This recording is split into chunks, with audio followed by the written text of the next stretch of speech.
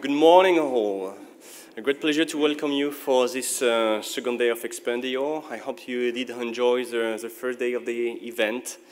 Yesterday was really nice, not only for the weather, but for all the discussion presentations that we had.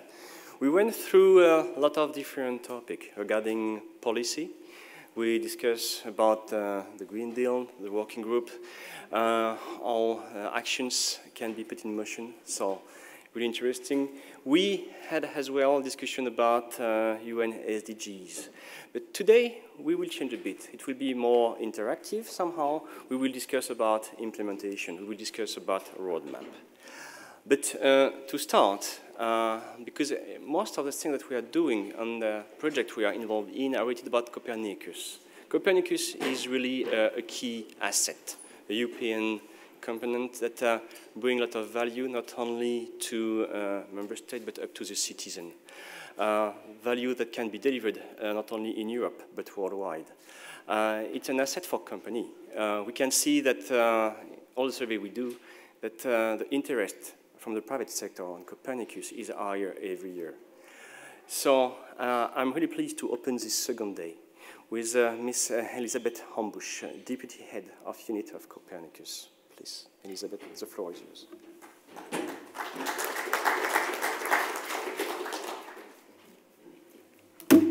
Oops. Thanks a lot, Emmanuel. And good morning, ladies and gentlemen. Thanks to EASC, Marc, Emmanuel, for inviting me. Good morning to the people here, and also good morning to the ones who are following us online. So I have been asked to speak about empowering our climate agenda to mitigate and adapt to climate change, one of the biggest challenges that we are facing today, with the digital transition, which is one of the biggest opportunities we have. We have an extreme urgency to act, and at the same time, we have powerful, ever-evolving tools at our hands, as Copernicus, that was already mentioned very nicely in the introduction. Copernicus that helps us to bring this challenge of climate change and the opportunities here with the digital transition together. I'm working for Earth observation at the European Commission in charge of Copernicus, as just introduced. Copernicus, one of the flagships of the European Union's space program. Copernicus is the world's leading environmental monitoring program based on Earth observation, combining data from our satellites, the Copernicus Sentinels, with additional commercial satellite data and in situ data. And it transforms data into information services and products, into knowledge and intelligence. It helps us on the policy side and businesses, researchers, but also all the citizens to understand our planet, take informed decisions, plan ahead for the future. And they are available free of charge to everyone. This generates a wealth of data. It has become our new green fuel to inform decision makers. And this is urgently needed. We have an ambitious climate agenda in Europe. The President of the European Commission, Ursula von der Leyen, has put the green and digital transition and resilience at the center of our policy priorities. And these three are even more important and even more intertwined today. You have already discussed about the Green Deal a lot and contribution from space to it. Now it's about accelerating this transition. You have seen the Green Industrial Plan put forward by the EU and also the Net Zero Industry Act that aim to accelerate this transition, that mentions explicitly the contribution from Copernicus. Now, in my short speech, I would like to focus on three points that I consider important to bring the challenge of climate change and the opportunity of digitalization together and how Copernicus contributes to it. My first point is on how we intend to expand our space-based observations that matter so much for climate change. Here, already today, our Copernicus Sentinels provide essential data to monitor and understand climate change. This includes data on atmospheric composition, greenhouse gas emissions, temperature variations, and the oceans. And it also showcases state-of-the-art European technology. The Copernicus Climate Change Service, implemented by our partner, the European Centre for Medium Range Weather Forecast, ECMWF, provides unique climate information about the past, present, and future to support adaptation and mitigation strategies. And also, it just published the Copernicus European State of the Climate Report in April. It presents alarming findings, and it also showcases how essential Copernicus is to understand and act on climate change. So I invite you all to read it and also to visit its interactive website. But also other Copernicus services play a key role to understand climate change by monitoring biodiversity and ecosystems, land cover, vegetation, forests, and marine environments. And in recent years, we have seen more and more devastating effects of climate change-induced extreme events, unfortunately. Here, the Copernicus Emergency Management Services gives us early warnings, rapid mapping in case of emergencies, and forecasts on fires, floods, droughts, and this in Europe and globally. So as such, Copernicus makes an essential contribution to climate mitigation and adaptation, and there is much more to come. We have a concrete and ambitious roadmap for the modernization and further evolution of Copernicus, as announced by our Commissioner Thierry Breton. We work intensively with the European Space Agency, our trusted partner and architect of the space infrastructure, together with EUMETSAT. The next generation of the Sentinels and the Copernicus expansion missions will empower Copernicus' contribution to our climate agenda even more. It will be a step change. The new Copernicus CO2 monitoring and verification support capacity, which is one of our Copernicus expansion missions, is just one example, and the most important one for the climate agenda. But we also face challenges.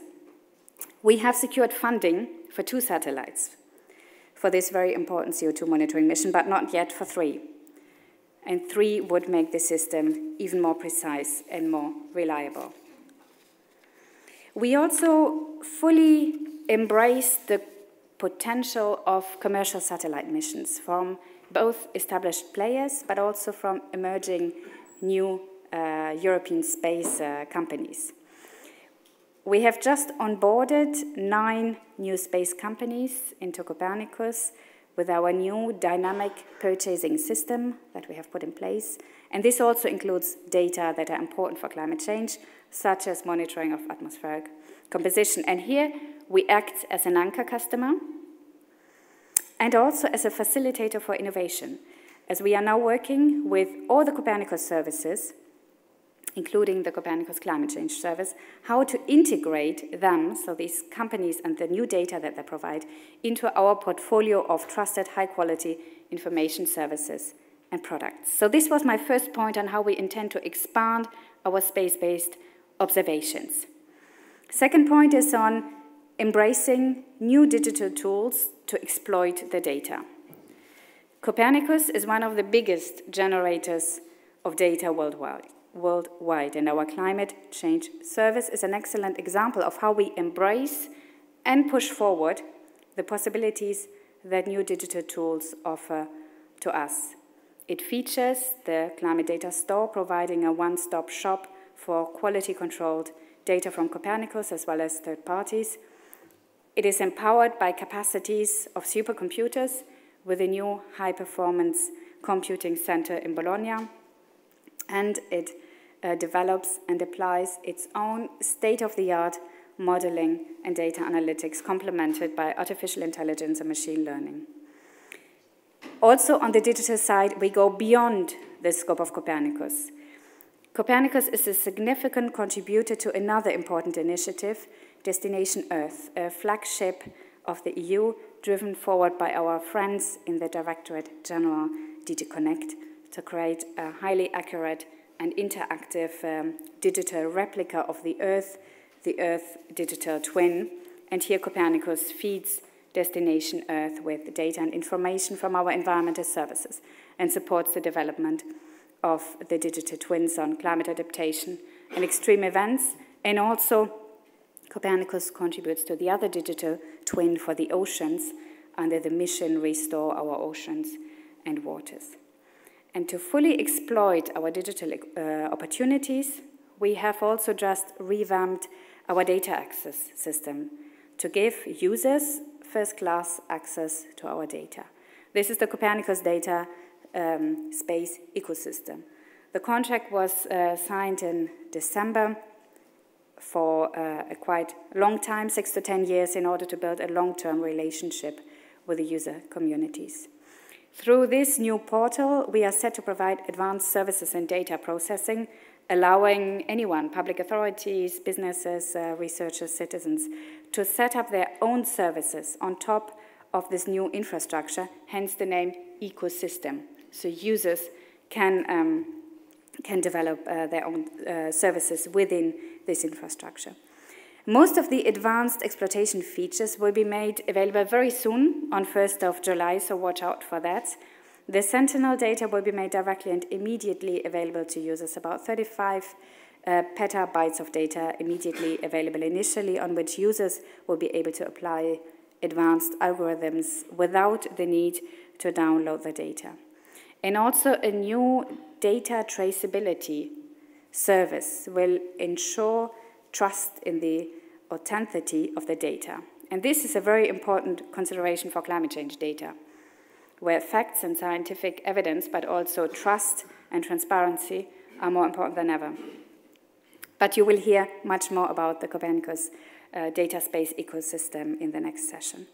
I come to my third point, to enable the use of the data and to generate impact with this.